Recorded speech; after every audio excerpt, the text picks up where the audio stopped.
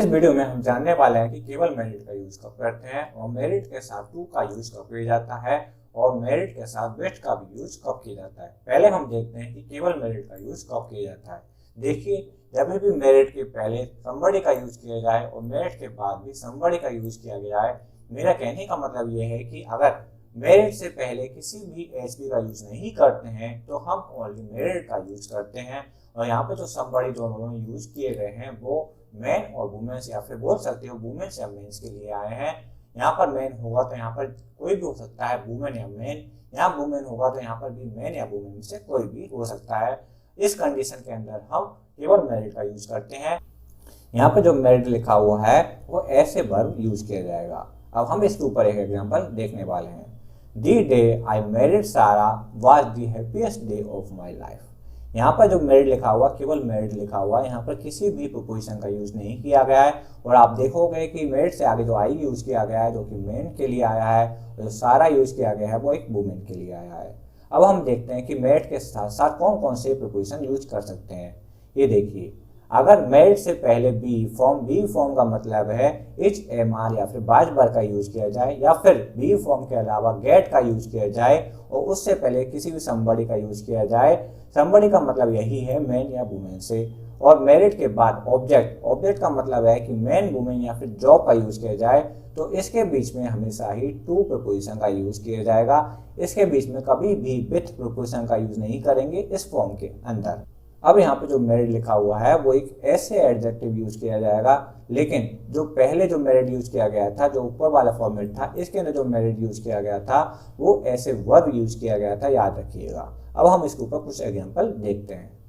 सुंदर is getting married with Sita. इस question में आपने देखा कि इज का यूज किया गया है, मतलब कि बी फॉर्म का यूज किया गया है। और दूसरी चीज आपने देखी गेट भी लिखा हुआ है, तो इसके साथ हमेशा ही टू प्रीपोजिशन का यूज होना चाहिए मेरिट के साथ, लेकिन यहाँ पर विथ का यूज किया गया है तो हम इसको टू लिखकर करेक्ट कर देते हैं।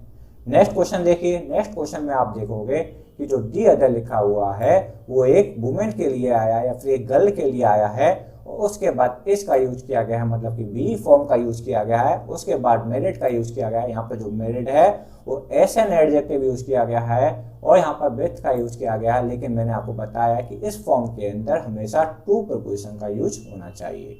एक और एग्जांपल देखिए। इस एग्जांपल में आप देखोगे my brother is married to his job. यहाँ पर जॉब का यूज किया गया, ना ही मैन का ना ही वुमेन का, और उसके साथ भी हमने यहाँ पर मेरिट के साथ टू का यूज किया गया है। और यहाँ पर आप देखोगे इज जो है वो बी की फॉर्म में आया है। यहाँ पर अगर किसी भी जॉब के बारे में लिखा है, मतलब कि मेरिट के साथ जब भी जॉब का यूज किया जाएगा, तो उसका मतलब ये है कि उसका जो ब्रदर का जो इंटेंशन है सारा वो अपना जॉब की तरफ है। अगर किसी व्यक्ति का इंटेंशन किसी पार्टिकुलर की तरफ होता है तो हम उसके साथ मेरिट के साथ भी टू लगाकर यूज कर सकते हैं। अब हम जानेंगे इसके कुछ और बारे में।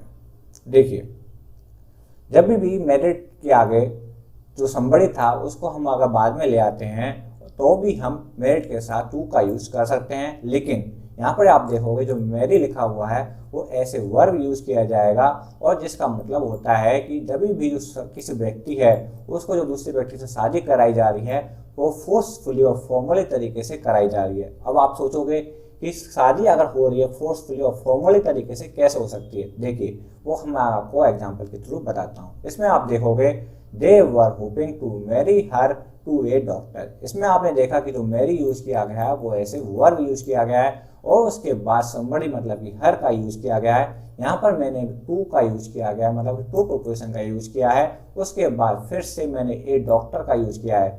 मैंने आपको बताया था इसमें कि somebody जो लिखा हुआ है वो डॉक्टर के लिए आया है। अब आप देखोगे कि जो यहाँ पर मीनिंग है सेंटेंस का कि वे होप कर रहे हैं कि इस लड़की की शादी एक डॉक्टर से हो जाए। अब यहाँ पर जो शादी की जा रही है वो डॉक्टर से की जा रही है, चाहे लड़का कैसा भी हो, लेकिन उनको ये मतलब है कि वो लड़का डॉक्टर होना चाहिए, मतलब कि वो फोर्स है वो डॉक्टर के लिए किया जा रहा है। और जो शादी होगी जो फॉर्मल तरीका से होगी जो आजकल होती है। अब हम देखने वाले हैं कि जो मेरिड है उसके साथ विथ का यूज कब कर सकते हैं। देखिए, मेरिड के साथ जब भी विथ का यूज किया जाएगा तो उसके बाद में चिल्ड्रन का यूज होगा, और जब चिल्ड्रन का यूज होगा तो यहाँ पे जो मेरिड है जो एक एसन एडजेक्टिव यूज किया जाएगा। दूसरी कंडीशन भी है जब मेरिट के साथ विथ का यूज किया जा सकता है।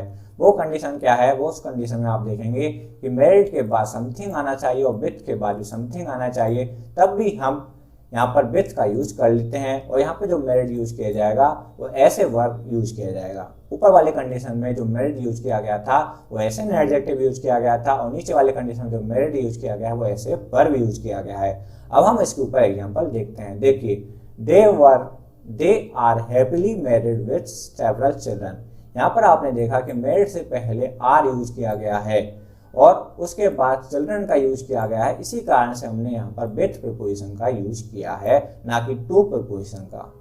नेक्स्ट एग्जांपल देखिए। इस एग्जांपल में आप देखोगे they have devised a menu that marries traditional ingredients with modern taste. इसमें आप देखिए जो मेरिज लिखा हुआ है उसके बाद ट्रेडिशनल इंग्रेडिएंट्स लिखा हुआ है जो कि समथिंग के लिए आया है। उसके बाद मैंने आपको बताया था कि विथ के बाद समथिंग होना चाहिए जो कि मॉडर्न टेस्ट लिखा हुआ है। इस कारण से हमने यहाँ पर विथ का यूज किया है। इन दोनों तरीके पर हम केवल मेरिट के साथ विथ का यूज कर सकते हैं और बाकी की मैंने आपको बता दिया कि मेरिट के साथ टू का यूज कब करना है, केवल मेरिट का यूज कब करना है और मेरिट के साथ विथ का भी यूज कब करना है। आई होप आपको अब पता लग गया होगा कि कब किस प्रीपोजिशन का यूज मेरिट के साथ होगा और कब नहीं होगा।